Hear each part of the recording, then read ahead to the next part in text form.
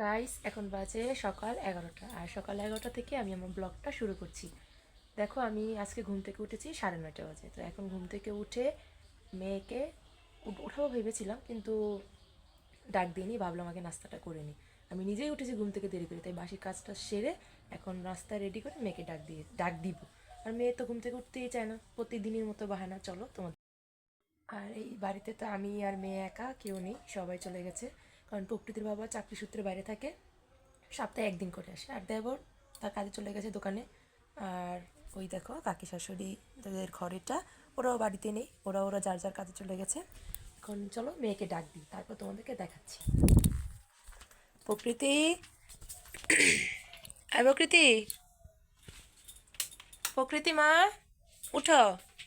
এই, এই বকি, পকি, এই বকি, উঠো, পড়াটা করছি, উঠো উঠো মা উঠো। আমার মেয়েকে ডাকতে ডাকতে আমার মেয়ের চোখের ঘুম কাটছে না। তো মেয়েকে বিছানায় রেখে মশারিটা খুলে নিচ্ছি। তারপর মেয়েকে ডাকতে আসি, বলতেছে মা উঠো উঠো। এই তো মেয়ে উঠে বসে বললো, লক্ষ্মী মেয়ে আমার। আর এখন ওকে বলতেছে যাও বাড়ি থেকে শিশি করে আসো। তারপর ওকে ব্রাশ করিয়ে মুখটা ফ্রেশ করে তারপর মা মেয়ে একসাথে খেতে বসলাম। ওই যে প্রথমে বললাম ব্লগের শুরুতে, আজকে আমাদের ঘুম থেকে উঠতে অনেকটাই লেট হয়েছে। আসলে আমাদের গোপাল সোনা তো বাড়িতে নেই, তাই সব কিছুই আমাদের এখন আলসেমি লেগে গেছে। আর গোপাল সোনা বাড়িতে থাকলে খুব সকাল সকাল ঘুম থেকে উঠে গোপাল সোনা এতক্ষণে একবার পূজা দেওয়া হয়ে যেত। তাই মা মেয়ে একসাথে খেয়ে নিলাম। খাওয়া দাওয়া সেরে কাজে বেরিয়ে পড়লাম বলতে কাজে নেমে গেলাম। কাজ হচ্ছে বিছনার চাদরটা পাল্টাবো, আরেকটা বিছনার চাদর বিছাবো। তারপর বিছনার চাদরটা বের করে নিলাম, এখন বিছনার চাদরটা বিছানায় পেতে নিব। পেতে তারপরে এই যে দেখছো সব একসাথে নিচে খাটের নিচে জড়ো করেছি, এগুলো সব গুছিয়ে খাটে রাখবো। তারপর যাব, বাইরে কিছু কাজ আছে, কাজগুলো করে স্নান টান করে নিব। আর প্রকৃতিকে পাশের রুমে টিভি ছেড়ে বসিয়ে দিয়েছি, বলছি তুমি বসে বসে টিভি দেখো, মা কাজ করে নি। আর নয়তো অন্য সময় টিভি, নয়তো তার মোবাইল লাগবে, আর নয়তো বসে বসে ড্রয়িং করবে, এগুলোই তার কাজ। তো কথা বলতে বলতে বিছানার চাদরটা পেতে নিলাম। আর এই ল্যাপটা, মানে আমার এই ল্যাপটা বাস করতে গেলে আমার মনে হয় নাজেহাল অবস্থা হয়ে যায়। যাই হোক, সব কিছু গুছিয়ে গাছিয়ে নিলাম। আর বালিশের কাভারগুলো আজকে লাগবো না, কারণ এই চাদরটার সাথে ম্যাচিং বালিশের কাভার ছিল না, ওটার জন্য অন্য একটা কাভার লাগাতে হবে। আর এই যে দেখো আগের চাদরটা তুলে নিলাম, এই চাদরটা আজকে আর ধুবো না, কারণ ধুলে এখন আর শুকাবে না। তারপর ঘরের কাজ সেরে বাইরে কাজগুলো জমা ছিল বলতে কয়দিন যাবতীয় এগুলো বাইরে পড়েছিল, গুছানো হচ্ছে না। তো আমরা যেহেতু কাঠের চুলায় রান্না করি, মানে মাটির চুলায় রান্না করি, তাই এগুলো তো আমাদের রান্না করতে লাগেই, তাই ভাবলাম এগুলো গুছিয়ে রাখি।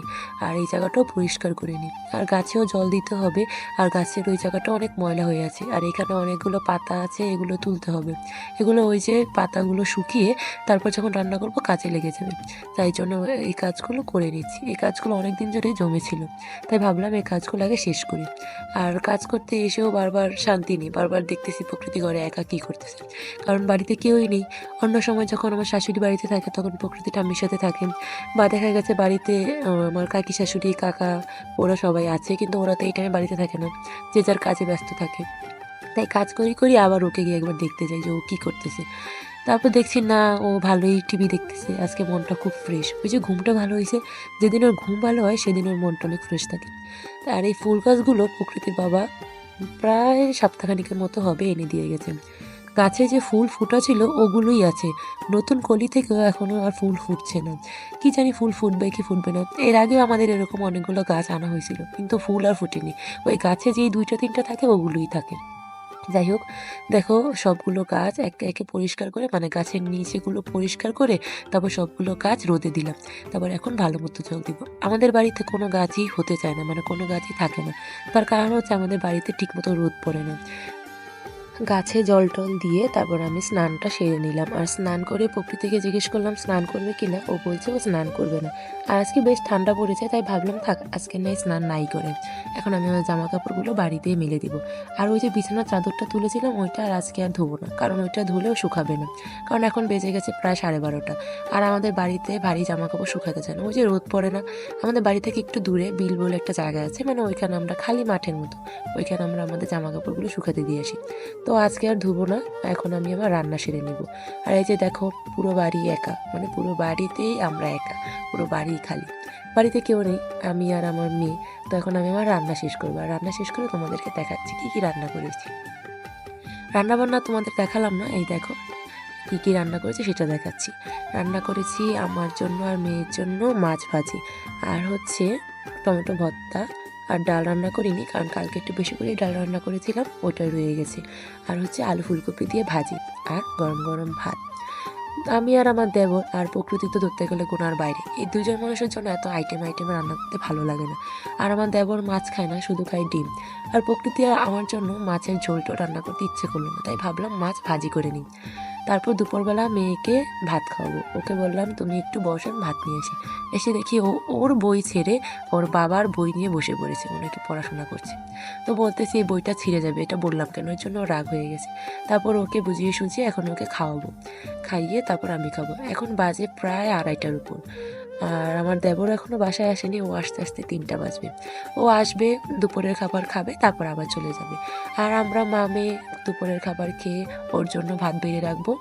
তারপর মামে একটা লম্বা ঘুম দিব।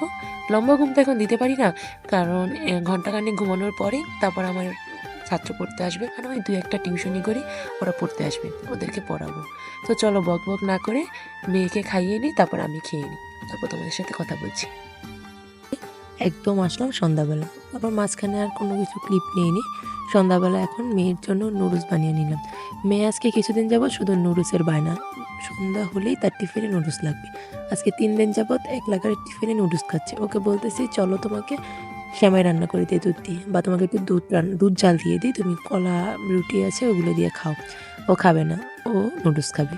তারপর খাওয়ানোর আগে ভাবলাম চুলগুলো আগে বেঁধে দিই, এই চুলগুলোর জন্য ওকে পাগল পাগল দেখা যায়। ও এমনিতেও চুল কাটতে চায় না, আর আমার চুল কাটতেও ওর ভালো লাগে না, ওর চুলগুলো আমি সবসময় বড় রাখার চেষ্টা করি। তো ভাবলাম ওকে চুলগুলো বেঁধে দিই, তারপর খাওয়া দাওয়া করবো। খাওয়া দাওয়া বলতে সন্ধ্যার নাস্তাটা করবো। তো মা মেয়ের জন্য বাটিতে একসাথে নুডলস বেড়ে নিলাম, তারপর একটু সস দিয়ে দিলাম উপর দিয়ে। আর প্রকৃতির নুডলস খাওয়ার মেন কারণ হচ্ছে এই সস, এই সসের জন্য ও নুডলস খেতে চায়। ও ভাবে নুডলস খেলেই তো আমি সস খেতে পারবো, তাই জন্য ও নুডলস খাওয়ার জন্য পাগল থাকে। আর এই যে বলতেছে মা ইয়াম্মি হচ্ছে, ওকে যদি আমি না করেছিলাম যে আজকে নুডলসটা খেতে হবে না, তুমি 2 দিন এক লাগারে খাচ্ছ, তোমার হয়তো আবার পেটে ব্যথা করবে, আমি বলেও ছাড়িনি। ও বলতেছে মা আমার পেট ব্যথা করছে। তো ভাবলাম তুমি আর খেও না, ওকে বললাম তুমি খেও না, ও বলতেছে না আমি খাবো, একটু পরে খাবো, রেখে দাও। তারপরে এই যে মা আমি একসাথে খেয়ে নেব, খেয়ে তারপরে ওকে পড়তে বসাবো। আর আজকে রাতে রান্না নেই, যেহেতু দুপুরে রান্না করেছি, একসাথে ভাত রান্না করে রেখেছি, আর রান্না করতে হবে না।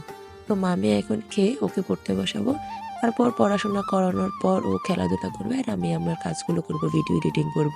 দেখো এখন বাজে রাত 10:30, আমাদের রাতের খাওয়া হয়ে গেছে।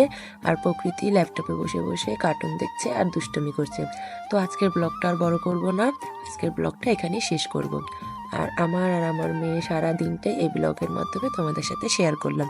আমাদের ব্লগটা কেমন লাগলো তোমরা কমেন্টস করে জানাতে কিন্তু ভুলবে না। আর আজকের মতো এখানেই টাটা, বাই বাই।